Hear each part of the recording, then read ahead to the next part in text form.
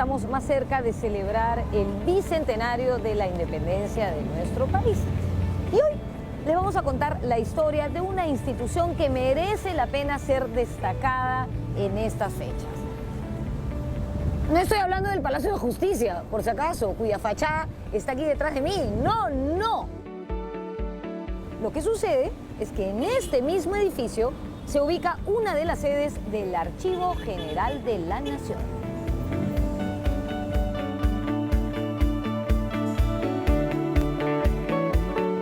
El AGN guarda la memoria escrita del Perú.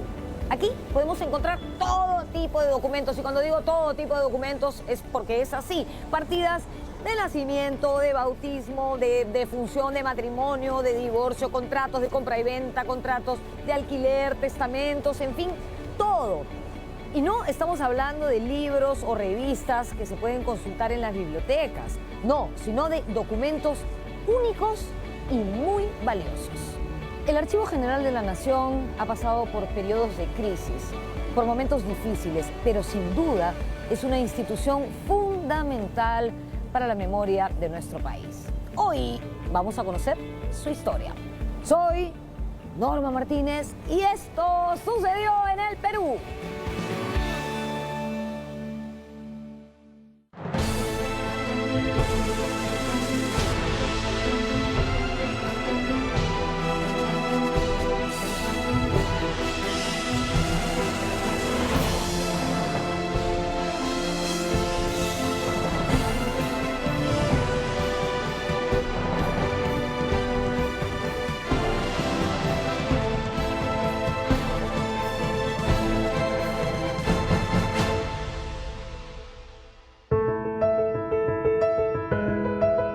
Bueno, yo creo que ahora que es el Bicentenario es una excusa perfecta para preguntarnos una vez más qué significa el Perú, qué significa ser peruanos, qué significa la historia ya de 200 años como país independiente, pero también en el periodo colonial. Y justamente los documentos que se encuentran en el Archivo General nos permiten tener un entendimiento real de cómo fue que se formó el Perú y cómo han sido estos 200 años independientes, qué hemos aprendido, qué hemos logrado y cuáles son los retos que nos quedan para el futuro.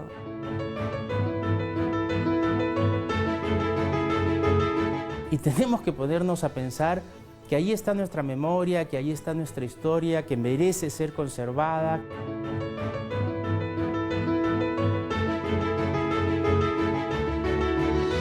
La historia del Archivo General de la Nación siempre fue azarosa y las crisis han sido casi una constante.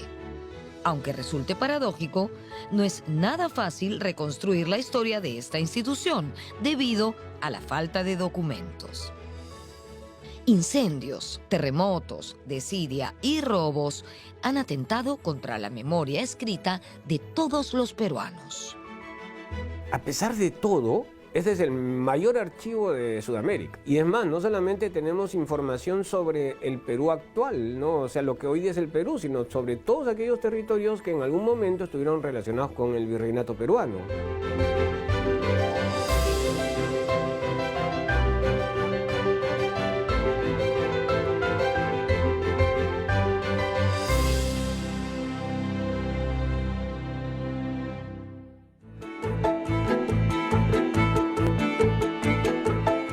Desde la llegada de los españoles en 1532, se generaron documentos de diversa índole. Gran parte de ellos se perdieron en medio de las guerras civiles entre los conquistadores. De esa época convulsa, el AGN conserva una de sus joyas, el llamado Protocolo Ambulante o de los Conquistadores, que se encuentra en el Fondo de Protocolos Notariales. En este fondo se encuentra, como les comentaba, el documento más antiguo que hay en Perú, escrito en lengua castellana, que es el Protocolo Ambulante de los Conquistadores, o también conocido como Libro Becerro, ¿no? Que va desde 1533 hasta 1538. En este documento encontramos 804 escrituras que son otorgadas por los españoles que acompañaron a Pizarro en la incursión por las tierras del Tahuantinsuyo. Entonces se recoge contratos de compraventa, donaciones, poderes, testamentos.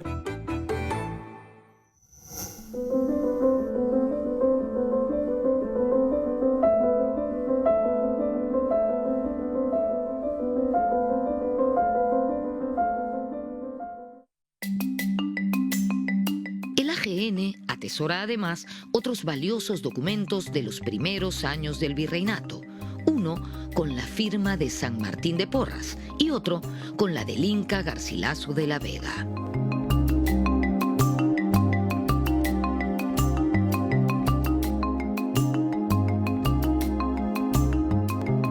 Estamos en el Archivo General de la Nación, en su sede de Girón Camaná. Y aquí, en su fondo de protocolos notariales, hemos encontrado un documento interesantísimo referido nada menos que al primer gran escritor mestizo del Perú, al Inca Garcilaso de la Vega. Justamente, aquí está. Muchísimas gracias. Como me imagino ustedes saben, el Inca Garcilaso de la Vega vivió hasta los 20 años en el Cusco y luego se trasladó a España para nunca más volver. En ese viaje pasó necesariamente por Lima. Y aquí es donde hemos encontrado rastros de su presencia en la capital, en este documento, que data del 4 de marzo de 1560. En él, el Inca Garcilaso de la Vega, a nombre de su madrastra, le vende una pieza de ganado al señor Francisco de Ollascos. De hecho, necesitaba cash, pues liquidez para el viaje, como cualquiera, ¿no?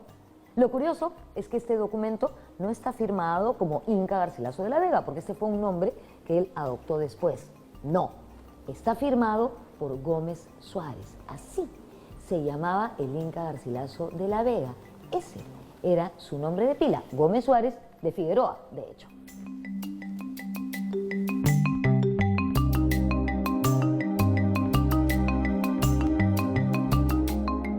Desde su fundación, el Virreinato peruano produjo abundante documentación en diversas dependencias como la Secretaría de Cámara del Virrey, la Real Audiencia y el Tribunal de la Inquisición. La primera referencia que se tiene es del principio del siglo XVII, con el virrey Marqués Montesclaros. Él pidió organizar los documentos que se encontraban en el Palacio Virreinal. El AGN guarda un documento donde se registra que en 1613, es decir, a inicios del siglo XVII, ya se fabricaba aguardiente de uva en Ica. Este manuscrito es considerado la partida de nacimiento de nuestra bebida de bandera, el pisco.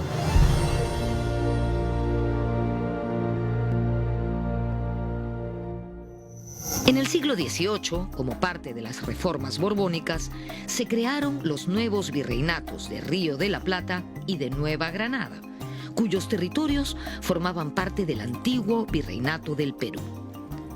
Fue entonces que parte de los documentos históricos se enviaron a esas nuevas jurisdicciones.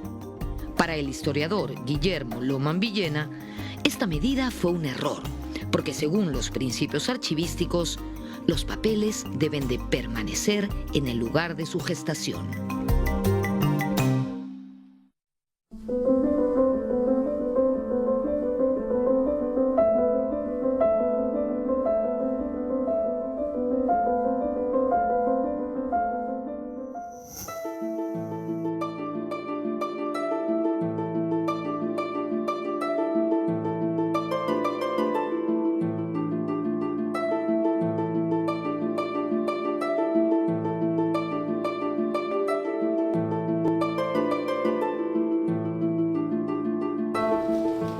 Ahora vamos a ver un documento que es uno de los clásicos del Archivo General de la Nación. Se trata de un documento muy curioso que data de 1793, de finales del siglo XVIII.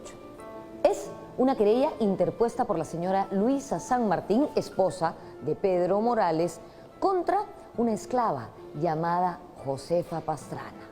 ¿Por qué? Por adulterio con su marido y por agresión. O sea, la señora acusa a la esclava de haberle arrancado 2 trenzas de su pelo. Sin embargo, la esclava argumenta que no, que la señora se las cortó para presentarlas en el juicio como una prueba falsa. Este documento es parte del fondo de la Real Audiencia de Lima, específicamente de la sección de causas criminales. Y está aquí. Vengan, miren, aquí están las trenzas.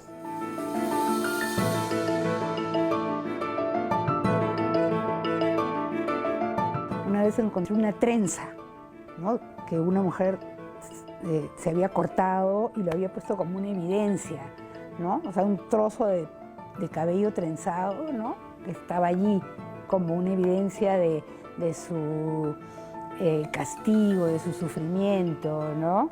Entonces, bueno, eso es raro, ¿no? Lo que uno encuentra son documentos, papeles, pero a veces de pronto encuentra objetos, ¿no?, o dibujos, o la reproducción de un arma, o de un látigo, o de un palo con el que alguien fue asesinado, ¿no?, o una mujer violentada.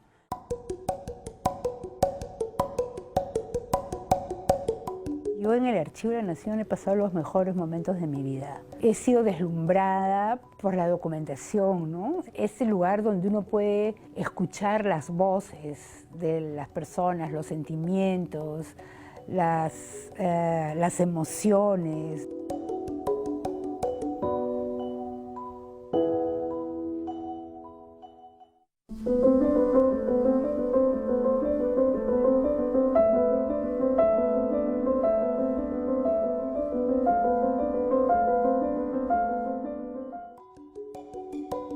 En 1687 y 1746, Lima fue asolada por 2 terremotos que arruinaron el Palacio Virreinal y afectaron los fondos documentales que allí se guardaban. Además, los robos eran continuos. Por ejemplo, en 1803, un adolescente, hijo de un funcionario público, fue descubierto cuando extraía papeles de la sección de temporalidades para venderlos en pulperías a cambio de golosinas y chucherías. Décadas después, en tiempos de la independencia, algunos soldados del Ejército Libertador Gran Colombiano fueron acusados de vender documentos en algunas tiendas de Lima. La pérdida de documentos en el siglo XIX fue cuantiosa.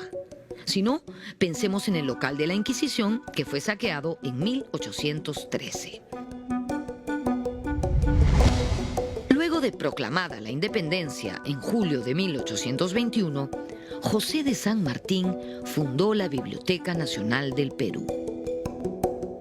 Si bien es cierto que la biblioteca y en parte el archivo se crean inmediatamente con la independencia por el mismo San Martín, ¿no? Se dice hay que hacer, pero eso fue más retórico, ¿no? Fue más expositivo.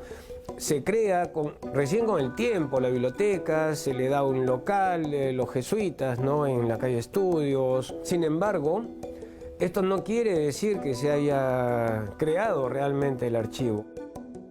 De esos días de la independencia proviene parte de la colección documental Tomás Diegues, que ha sido declarada Patrimonio Cultural de la Nación.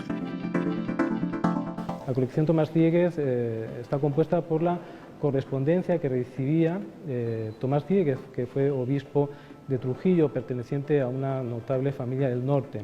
Entonces, esa documentación nos podemos encontrar cómo se vivió el proceso emancipador en la sociedad, ¿no? Cuáles eran las inquietudes de la población ante los cambios que se estaban viniendo, ¿no? En 1822, cuando el marqués de Torretagle estaba encargado del gobierno, se desató un pavoroso incendio en el antiguo Palacio de Gobierno.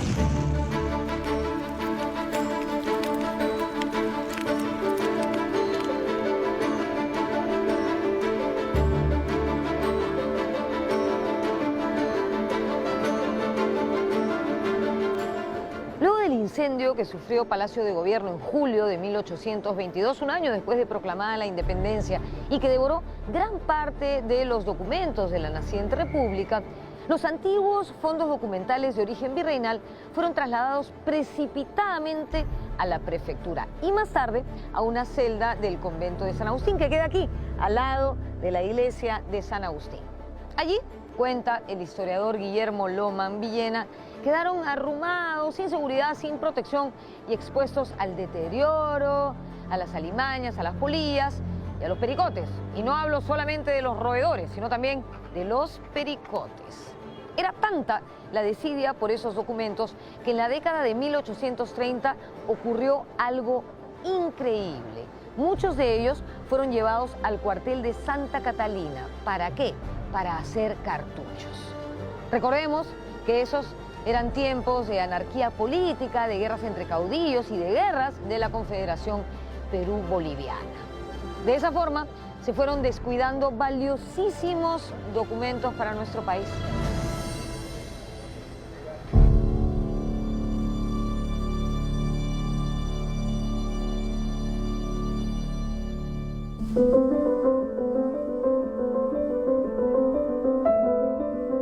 Fue recién en 1859 que empezó a tomar forma la creación de un archivo nacional, gracias a la aprobación de un decreto supremo, promovido, entre otros, por el político e historiador Manuel de Mendiburu. El archivo se crea muy tardíamente en el Perú, a pesar de que viene un archivo de tiempos coloniales, ¿no? Cosa paradójica, pero el sistema colonial en América, en Hispanoamérica, tuvo más claro este punto de contar con archivos, no solamente archivos que hoy día llamaríamos de gestión, ¿no? los que se usan cotidianamente, sino además también contar con archivos históricos.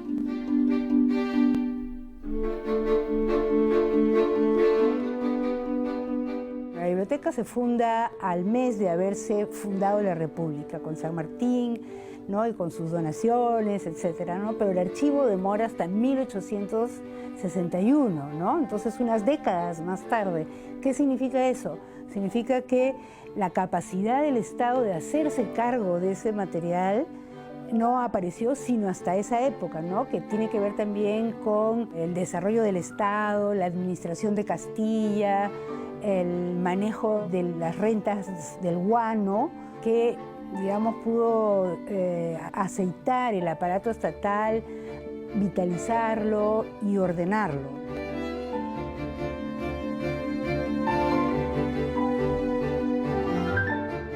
Hemos encontrado un documento increíble. Se trata de la Ley de Creación del Archivo Nacional, que data del 15 de mayo de 1861.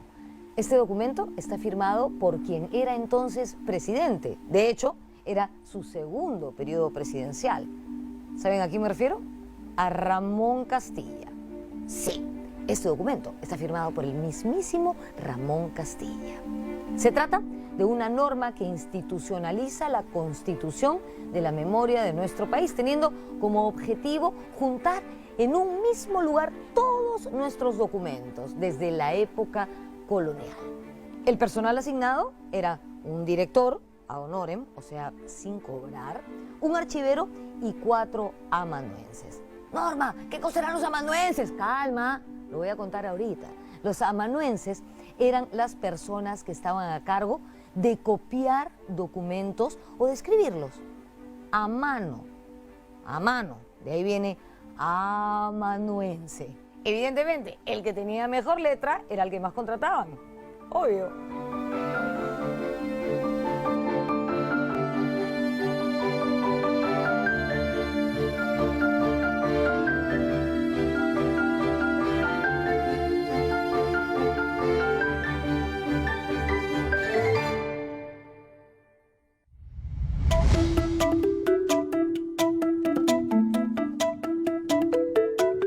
Castilla organizó el Estado, sacó del caos, ¿no?, a la administración pública y le dio un orden patrimonial a su estilo, sin dejar el formato caudillesco, pero creó un conjunto de instituciones y allí encaja la fundación del Archivo de la Nación. El AGN guarda la colección del naturalista italiano Antonio Raimondi. La colección Raimondi está constituida sobre todo por las libretas de campo del sabio italiano, en las cuales registraba sus observaciones sobre la flora, la fauna, la mineralogía del Perú, en toda su geografía que él iba recorriendo. Esta colección pues, también ha sido declarada recientemente como Patrimonio Cultural de la Nación.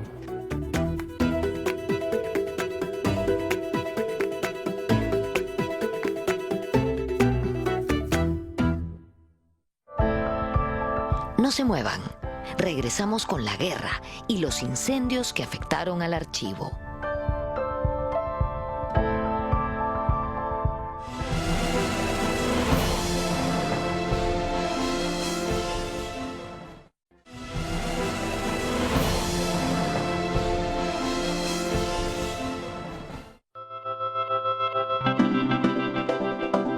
En 1864 se nombró al médico Santiago Tábara como el primer director del Archivo Nacional. La historia realmente del archivo empieza trágica, sin un lugar propio y sin un director, porque si bien se crea en el 1861, recién para 1864 es que se le designa al doctor Tábara como director del Archivo Nacional. Pero un año después simplemente renuncia porque no obtiene recursos del Estado para manejar este archivo.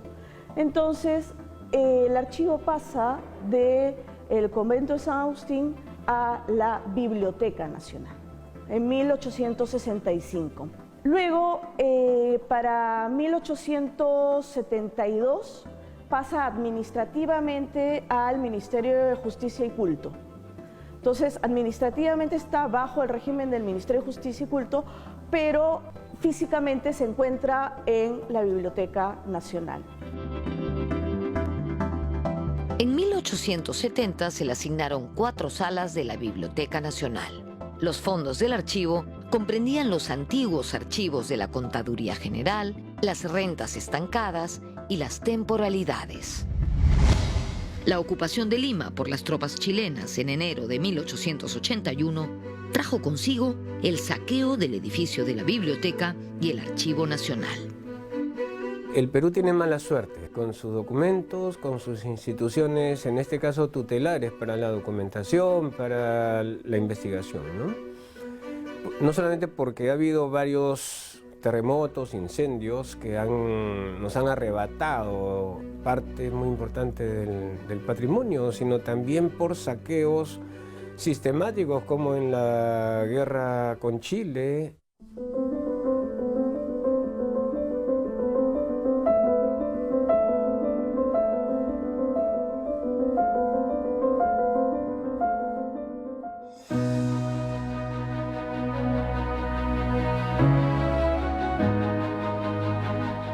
Concluida la guerra, se nombró como director de la Biblioteca Nacional y del Archivo a don Ricardo Palma.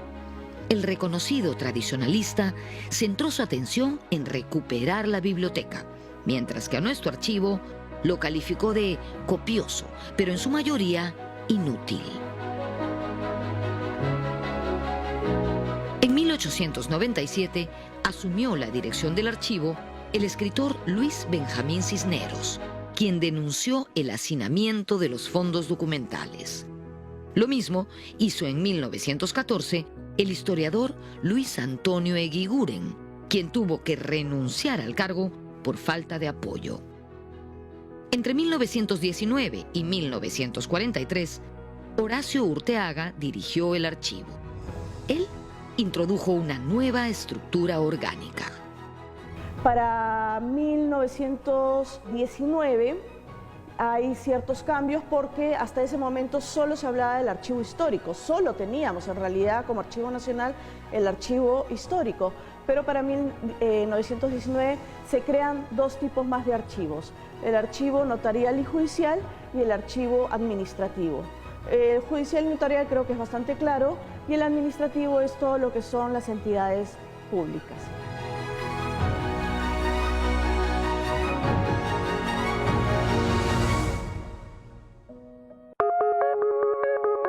En 1920 se creó la Publicación Oficial del Archivo, que se edita hasta el día de hoy.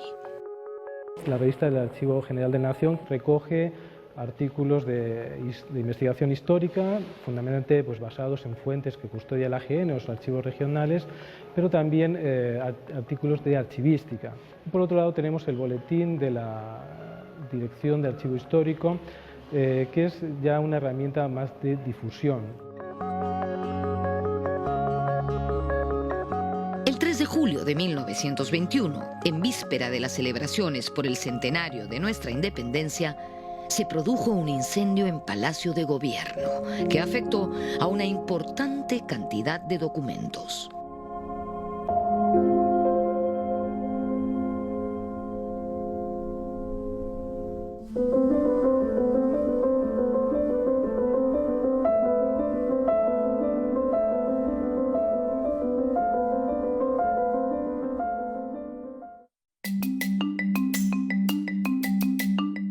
mayo de 1943 se produjo otro incendio, esta vez en la Biblioteca Nacional.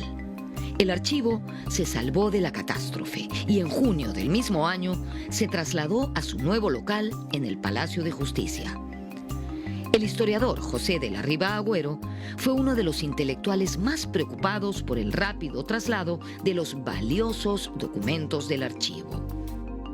El archivo se salva del incendio y eso hace también, a raíz de esa funesta experiencia, el archivo ya se traslada al local que ha tenido hasta hace poco en el Palacio de Justicia, ¿no? Entonces, son instituciones como analogables y como que sufren y encarnan la historia de la nación. Y fue cuando se construyó el nuevo Palacio de Justicia en la época de Leguía, en que se trasladaron al local que tienen en los sótanos del Palacio de Justicia. Y además hay que pensar también en cuál es el origen de estos documentos. La documentación nace en muchos casos de documentación judicial. Mucha de la documentación inicial del Archivo General de la Nación tiene un origen judicial y dependía en el pasado del Ministerio de Justicia. En 1944, el archivo adquirió el nutrido Archivo Terán, que contenía valiosa información de protocolos virreinales y republicanos, útiles para reconstruir la historia de la propiedad urbana local de Lima. Más adelante, en 1970, el Archivo de Hacienda fue transferido oficialmente al Archivo Nacional. Es importante también la documentación del archivo histórico del antiguo Ministerio de Hacienda y Comercio, que fue transferida al Archivo General de la Nación en los años 70, ¿no? Esta documentación alberga, como les digo, documentación, ¿no?, generada por los primeros años de la República.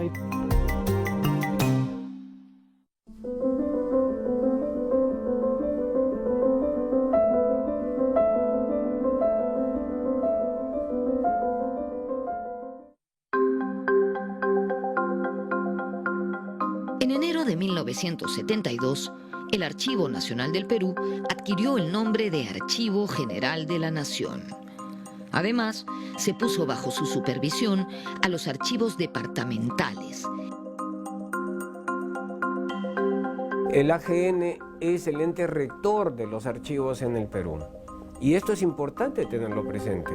¿Por qué? Porque del AGN es que tienen que salir no solo las directivas, sino también las comisiones de vigilancia, de revisión de las condiciones de los otros archivos.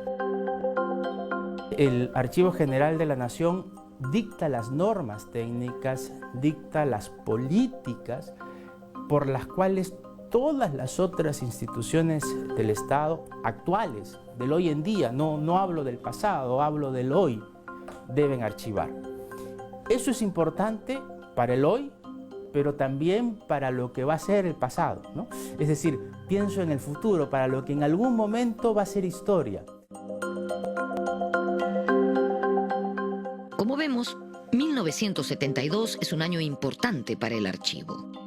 Ese año también asumió la dirección el doctor Guillermo Durán Flores, quien apoyó la creación de un sistema de archivos.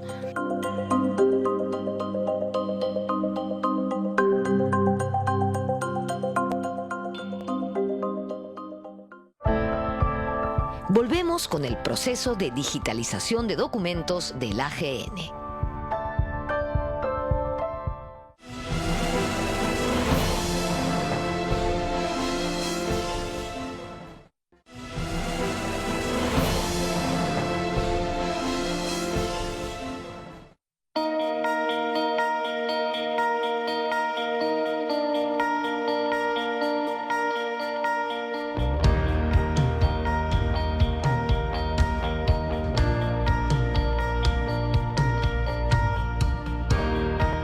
Entre 1972 y 1983, el doctor Guillermo Durán Flores fue director del Archivo General de la Nación. Él tuvo una destacada labor en la clasificación, organización, servicio y conservación del patrimonio documental de nuestro país.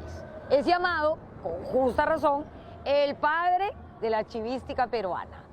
En 1981, Durán Flores creó el Centro de Capacitación para Archiveros, donde evidentemente se dictaban cursos de capacitación y especialización archivística. Este centro se convirtió en 1992 en la Escuela Nacional de Archivística, que alcanzó en 1995 rango superior para formar profesionales del archivo. Esta escuela está ubicada en el Jirón Rodríguez de Mendoza, en Pueblo Libre, al lado del Colegio Abraham Valdelomar, donde deben estar ensayando alguna actuación porque no paran de bailar. Asimismo, contamos con una Escuela Nacional de Archivística que también tiene una biblioteca virtual casualmente especializada en archivística que pocos países tienen. Por ejemplo, Chile viene a estudiar en esa escuela.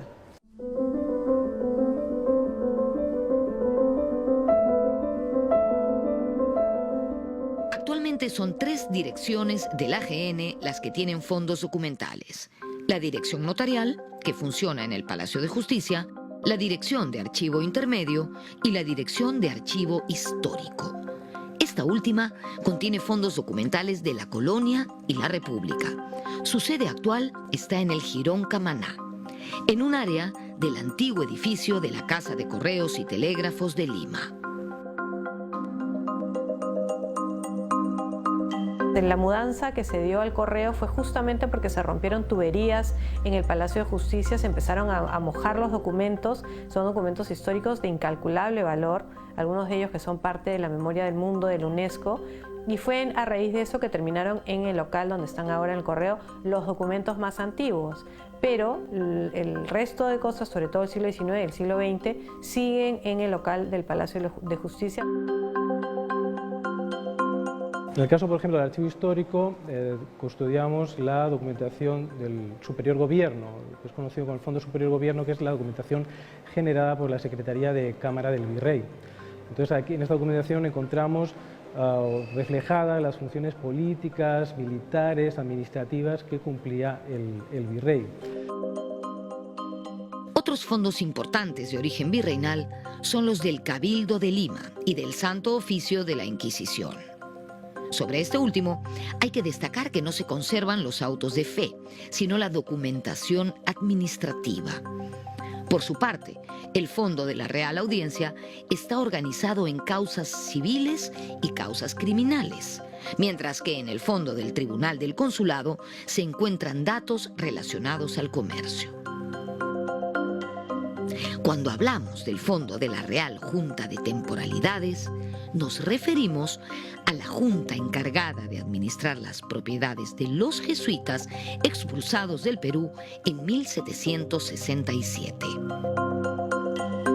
No solo tenemos el archivo histórico, ¿no?, que es colonial y republicano, sino, por ejemplo, también el archivo notarial y judicial, el archivo intermedio. En el archivo notarial, por ejemplo, tenemos todos los expedientes notariales de los notarios cesados, fallecidos, hasta la actualidad. Esos protocolos notariales les sirven a la ciudadanía. ¿Por qué? Porque ahí, por ejemplo, están los testamentos de los abuelos, están las propiedades de terrenos, ¿no?, tantos problemas que hay con estos tráfico ilícito de terrenos o ventas de casas de forma ilegal. Eso también ayuda a la ciudadanía para poder obtener los documentos necesarios para garantizar la propiedad de un bien. Y en la parte de archivos intermedios tenemos lo que son los archivos que vienen de las instituciones públicas del Estado. A pesar de los avances en cuanto a organización y gestión, todavía existe muchísima tarea pendiente. El Perú tiene una tradición muy importante con muchas instituciones con archivos, Pero claro, el problema del AGN es que falta catalogación, sobre todo lo que es el siglo XIX, hay como una idea general de las cosas que existen, pero no se sabe realmente a ciencia cierta, entonces hay mucho trabajo por hacer y mucho material.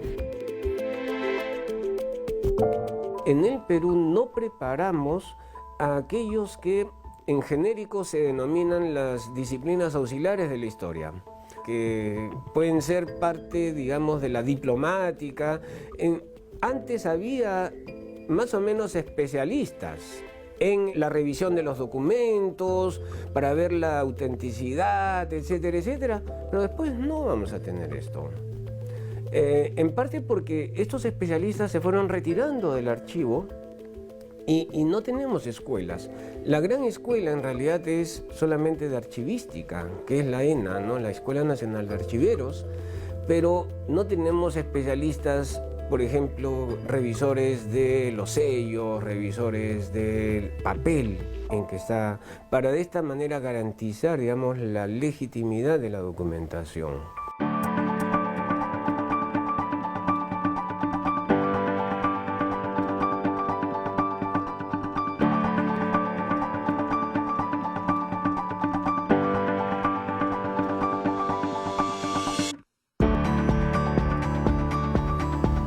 En el año 2012, el Archivo General de la Nación comenzó un proceso de digitalización de sus fondos colonial y republicano.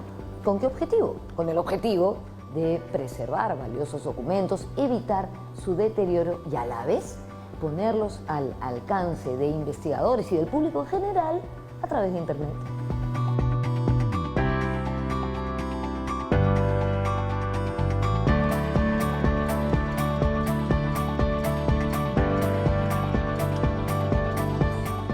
Se dice que si ponemos en línea todos los estantes del Fondo Colonial y Republicano, esa línea sería de 11.000 metros, es decir, de 11 kilómetros. El objetivo de esta digitalización es preservar, conservar estos valiosos documentos para evitar su deterioro y además ponerlos al alcance de investigadores y de público en general a través de Internet, es decir, facilitar el acceso a ellos. Este proceso comenzó con los fondos más antiguos, los del siglo XVI, que son los protocolos notariales y los del Cabildo del Mundo.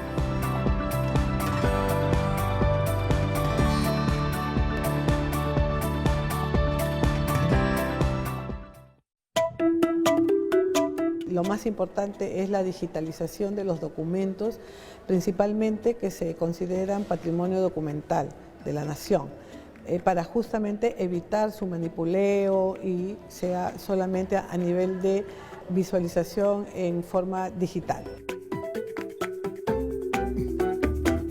La digitalización permite muchas cosas. Una de ellas es la democratización del acceso, es decir, que muchas personas pueden ahora ver documentos que si no son de difícil consulta.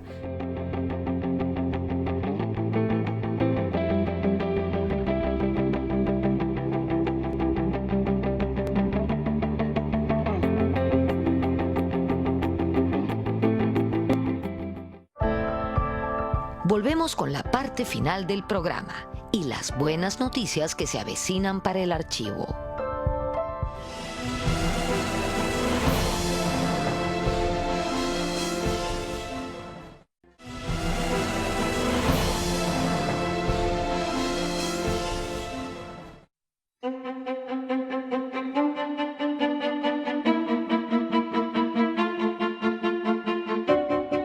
En los últimos años, el AGN ha emprendido proyectos educativos con el fin de acercar la institución a la ciudadanía, en especial a los más jóvenes. Una de las actividades que hemos pensado desde ahora para acercar hacia el Bicentenario al Archivo General de la Nación a todos los públicos ha sido generar exhibiciones.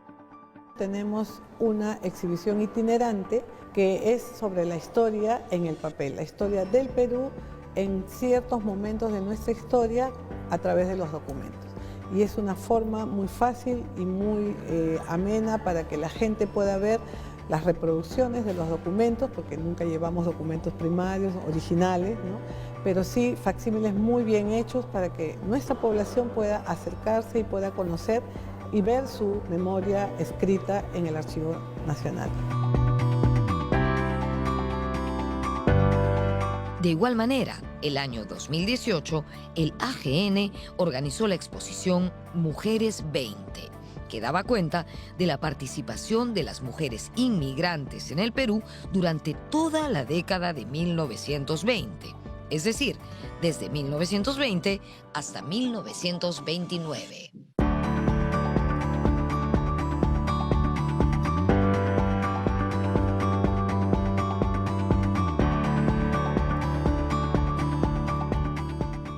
Esta exposición Mujeres 20 trata justamente del registro de los libros de inmigrantes, pero dedicado solo al tema de mujeres. Estas mujeres que vinieron de otras partes del mundo y se quedaron en el país haciendo patria. Gente como la familia Donofrio, por ejemplo, ¿no? La señora Di Paola, casada con el señor Donofrio, que formó esta empresa tan conocida. También personas dedicadas al arte, a la lírica, personas dedicadas también a la profesión más antigua del mundo, ¿no? Educadoras.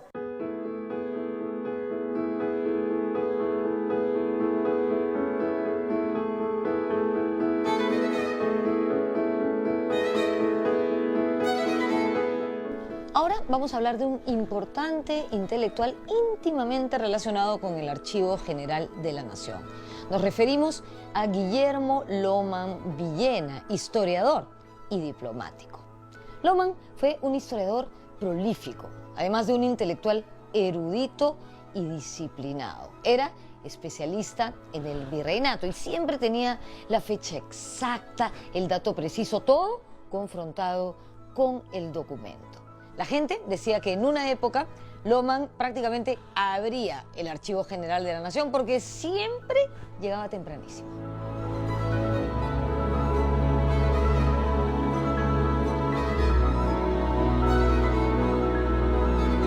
A fines del año 2018, una terrible noticia sacudió al ambiente cultural del país.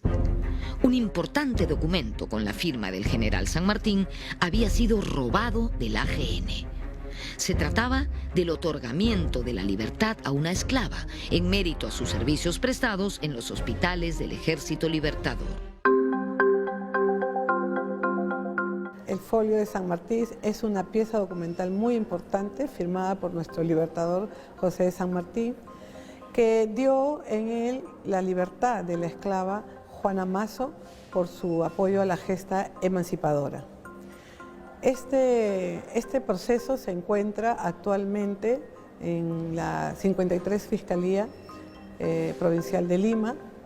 Se dieron todas las alarmas en el momento en que apareció el problema. Se avisó al Ministerio de Relaciones Exteriores, a la Interpol, y actualmente nos encontramos en que la Policía Nacional sigue haciendo las investigaciones, para lo cual nosotros contestamos todas sus consultas del Ministerio Público, incluso hacemos coordinaciones con la Procuraduría del Ministerio de Cultura. Junto a esta mala noticia llegó otra más feliz: la aprobación en el presupuesto nacional del año 2019 de un monto para la construcción de la tan esperada sede del Archivo General de la Nación. El Archivo General de la Nación en el comienzo de año fue beneficiado con la aprobación de 182 millones para la creación de un nuevo local. Un nuevo local que ha sido gestado desde hace ya por lo menos más de 10 años en un terreno que tenemos en Pueblo Libre de 5.800 metros. Este edificio está preparado o está diseñado para 12 pisos, ¿no?, que van a contar con la mejor tecnología, ¿no?, la que tengan en el momento de punta para la conservación y la seguridad de los documentos. Va a tener salas de exhibición, va a tener salas de investigaciones, principalmente los repositorios que se va a tener la climatización, la temperatura necesaria, la mejor tecnología para la conservación del documento, ¿no? A fin de que no se vuelvan, para empezar, no se deterioren y segundo, tenga la seguridad necesaria.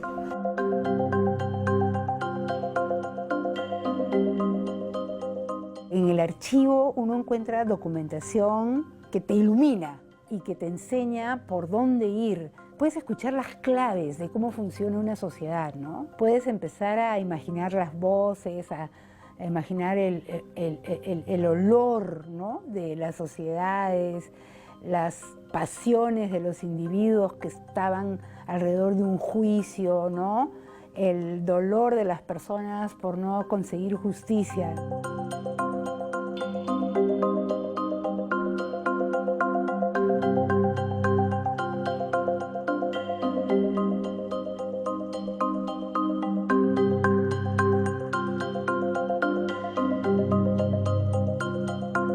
En este terreno se construirá la nueva sede del AGN, del Archivo General de la Nación. Ya no serán varios locales ubicados aquí y allá, sino un solo edificio de 12 pisos que resguardará, como corresponde, la memoria escrita de todos los peruanos. Tardó, pero llegó, como la justicia. En todo caso, es una noticia espectacular de cara al Bicentenario. Nos vemos en la próxima.